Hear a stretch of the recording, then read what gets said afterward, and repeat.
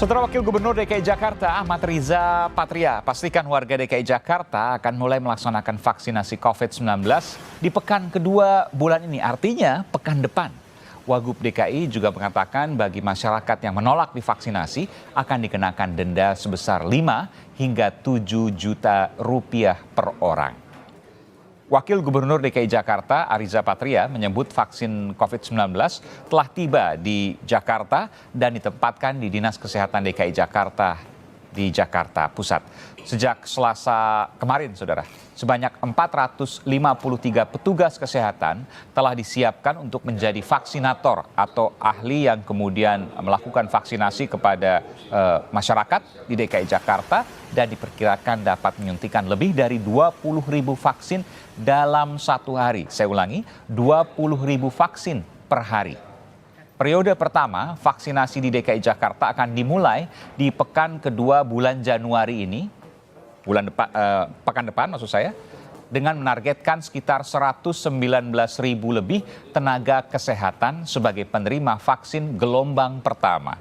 Di samping itu akan ada denda 5 juta hingga 7 juta rupiah bagi warga yang menolak vaksinasi.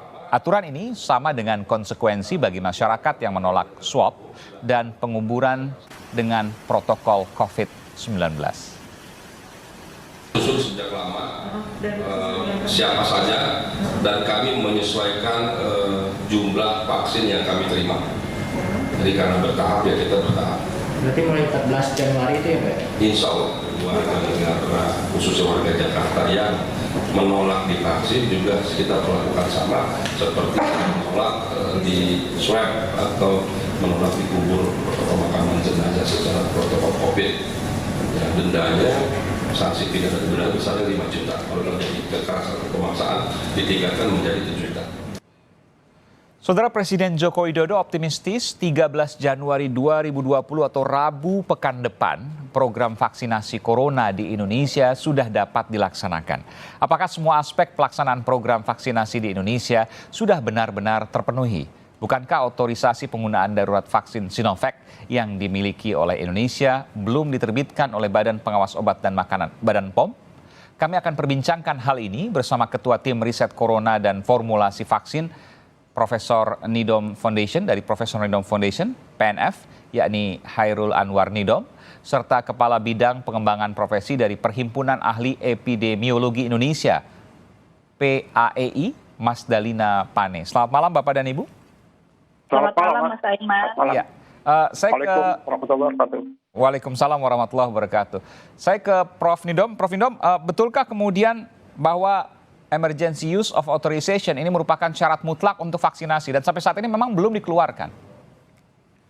Betul, saya belum membaca di di laman mereka itu bahwa bagaimana EUA-nya itu, nah otomatis bahwa memang belum ada kejelasan sehingga faktor keamanan menjadi pertanyaan besar bahwa vaksin yang akan diberikan kepada masyarakat ini apakah sudah menjamin keamanan yang tentunya salah satunya adalah yang pernah saya bincangkan di Kompas TV yaitu masalah ADI.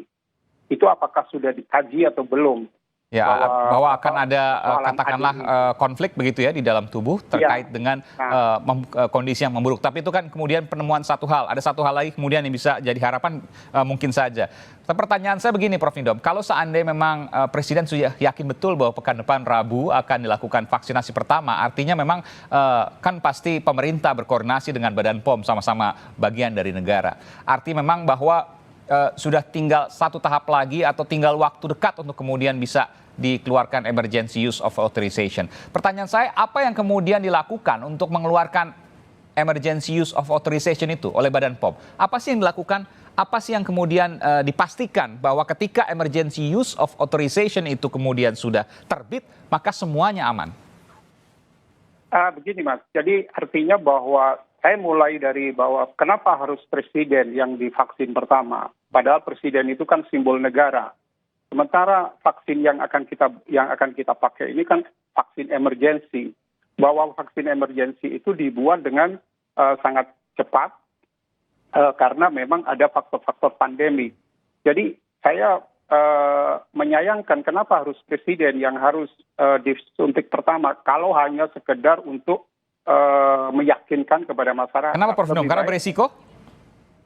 Ya, lebih baik presiden mengontrol tentang masalah perlakuan-perlakuan yang selama ini dilakukan. Tidak perlu bahwa presiden sebagai simbol negara untuk menunjukkan kepada masyarakat. Bukankah saya balik logikanya, kalau seandainya presiden kemudian berani, artinya memang dipastikan ya aman. Ya, tapi menimbulkan suatu dugaan-dugaan yang kurang baik di masyarakat. Kalau misalkan nanti vaksin yang diberikan kepada masyarakat itu ternyata sebaliknya. Saya ke Mbak Mas Dalina. Mbak Lina, betulkah kemudian apa yang disampaikan Prof. Nidom bahwa ketika ini vaksin darurat gitu ya, vaksin emergensi, maka jangan presiden dulu. Meskipun tadi logikanya saya balik, ketika kemudian presiden terlebih dahulu, artinya memang ini aman. Karena nggak mungkin kemudian dokter-dokter yang mengelilingi presiden misalnya mengambil resiko atas ini. Iya, jadi kalau menurut pandangan saya itu bagian dari komunikasi publik yang dilakukan oleh pemerintah. Dan bukan cuma Indonesia yang melakukan itu, beberapa negara, pimpinan negaranya memang berdiri di depan untuk memberikan contoh bagi penduduk bahwa vaksin ini aman. Gitu. Jadi bukan cuma Indonesia sebenarnya. Itu pun tidak salah. Jadi menurut saya itu bagian dari komunikasi publik atau komunikasi risiko. Di dalam epidemiologi kita juga mengenal ada yang namanya risk communication, untuk membuat masyarakat menjadi lebih tenang. Karena kemarin pada saat uji coba, Pak Erick Thohir sebagai Menteri BUMN yang banyak terlibat di dalam pengadaan, berikut juga untuk riset vaksinnya, terutama untuk pengadaan vaksinnya, tidak bersedia disuntik pertama, itu juga menjadi permasalahan juga. Nah, jadi kalau menurut saya sah-sah saja kalau presiden bersedia berdiri di depan untuk menerima vaksin pertama Dan kali. bolehkah kemudian saya simpulkan ketika presiden memang bersiap untuk pertama kali untuk lakukan vaksin, maka vaksin ini pasti aman? Oh, itu beda urusannya. Beda. Itu Kenapa, berbeda Bu? lagi. Karena kan vaksin yang digunakan sama dengan vaksin yang digunakan oleh masyarakat. Di mana Ibu bisa mengatakan bahwa itu beda? Iya, jadi reaksi vaksin bagi seseorang tentu berbeda-beda. Jadi kita memang mengharapkan emergency use authorization segera dirilis oleh Badan POM. Masih ada waktu 1 minggu ke depan dan saya yakin komite dan para pakar di Badan POM terus bekerja untuk merumuskan itu. Bu, saya potong sebentar, mohon maaf. Tadi Bu katakan kita bicara soal emergency use of authorization. Apa sih kira-kira yang dilakukan oleh Badan POM untuk mengeluarkan emergency use of authorization ini? Itu pertama. Kemudian yang kedua, kira-kira apa yang akan disampaikan nanti dari hasil pengumuman emergency use of authorization? Apakah nanti klasifikasinya akan diumumkan? Siapa yang boleh digunakan, siapa yang tidak, dengan comorbid misalnya dan lain sebagainya?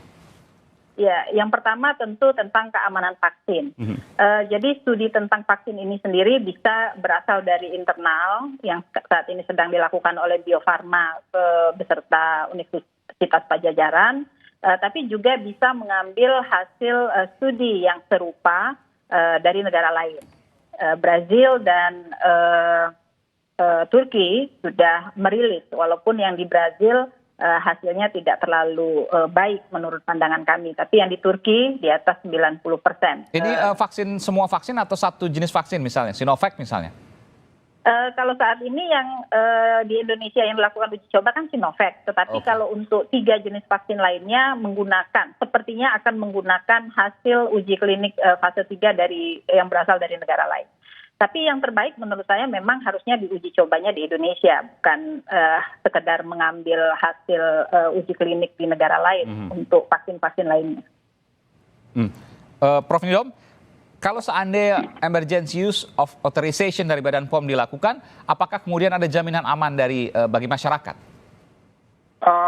Karena vaksin itu aman, ada istilah kriteria aman secara keseluruhan, ada juga kriteria aman dari masing-masing personal. Jadi itu tidak bisa dilakukan secara general, menyeluruh. Nah, oleh karena itu kenapa saya agak sebaiknya presiden tidak melakukan vaksinasi pertama. lebih baik Presiden menyatakan kepada rakyat Indonesia bahwa kalau ada apa-apa dari efek vaksin ini pemerintah yang akan nanggung.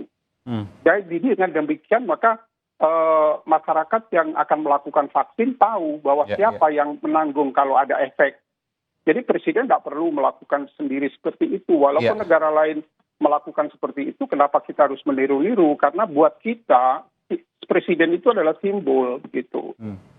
Prof. Indom kan begini, ini kita bicara soal ada ketidakpastian dan lain sebagainya itu wajar. Tapi kemudian saya awam di sini, tapi kemudian saya melihat sebuah alur logika. Contoh misalnya ketika pengujian vaksin yang dilakukan Bio Farma misalnya kepada banyak sekali sukarelawan, tidak ada satupun yang kemudian membahayakan. Tentu kan apa yang dikatakan Prof. Indom jangan-jangan ini berlebihan. Saya tidak mau mengomentari yang teman-teman yang dari UNPAD ya, karena memang tidak real time dia mengungkapkan terjadinya kejadian-kejadian itu. Artinya nanti akan dilaporkan secara keseluruhan bagaimana proses clinical trial itu. Yang selama ini kita dengar adalah kesimpulan-kesimpulan testimoni saja dari tim mereka bahwa tidak ada aman dan sebagainya. Yang dimaksud tidak ada reaksi, tidak ada ini apa yang dimaksud. Karena ini kan menyangkut masalah suatu antigen dimasukkan kepada tubuh seseorang. Kalau sampai ada kekeliruan dan ada reaksi balik dari tubuh seseorang, itu tidak bisa kita tarik, Mas. Yang kita suntikkan itu. Iya, pertanyaan apa bedanya dengan yang dilakukan dengan uji coba di Bio Farma di teman-teman dengan tadi Prof. Indom katakan di UNPAD misalnya. Saya buka catatan, ada yang demam tapi demam biasa seperti demam kemudian menerima vaksin yang lain dan kemudian itu hanya berlangsung beberapa jam atau 1 hari, tidak lebih dari itu. Apa yang kemudian bisa membedakan antara vaksin uji coba yang dilakukan di Indonesia selama beberapa bulan terakhir ini dengan vaksin yang nanti akan datang dan diberikan kepada seluruh masyarakat Indonesia? Saya akan segera kembali saat lagi. Tetap bersama kami di Sapa Indonesia Malam.